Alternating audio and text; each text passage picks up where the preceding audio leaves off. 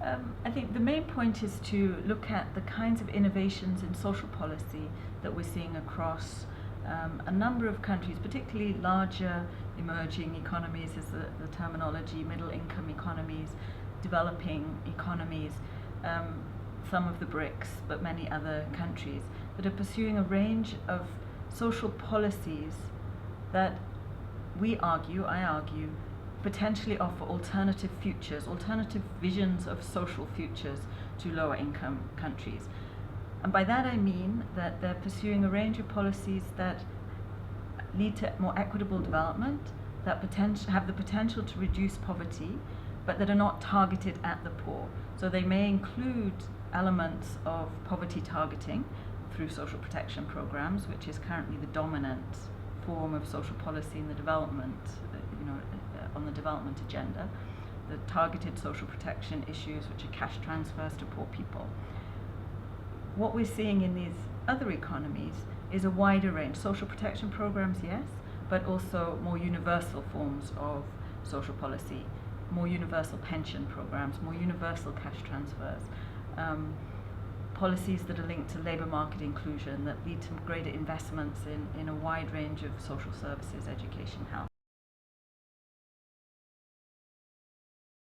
For example, in the Nordic countries or in Korea, the developmental East Asian states, we saw at critical moments of their history, when they were extremely low income, post-conflict societies, they did not target poverty as a way to reduce poverty.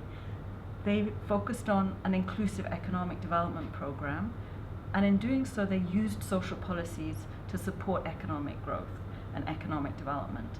And so what we're arguing is that, first of all, social policies are the missing dimension, a broader view of social policy, beyond social protection, social policies that are redistributive, that are linked to economic development, that really bring the whole of society together in a cohesive way.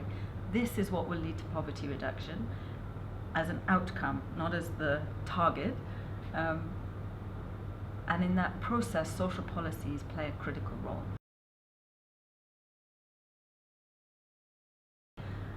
I think the interesting thing about these countries is that they're doing different things.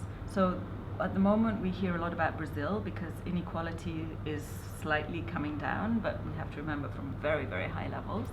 But they do have a whole range, from the social protection, the cash transfer, the pensions, into more labour market integration. And we've also seen political mobilization, middle classes demanding sort of more different kinds of policies, more investments in services. And then India has a very different model. We have a much more rights-based bottom-up approach. We have big programs that are employment guarantees and things. So we see these different processes emerging. Thailand again went in a universal model towards universal healthcare. So I think we need to understand not just the programs and their impacts, which is where a lot of the research and analysis has been focused.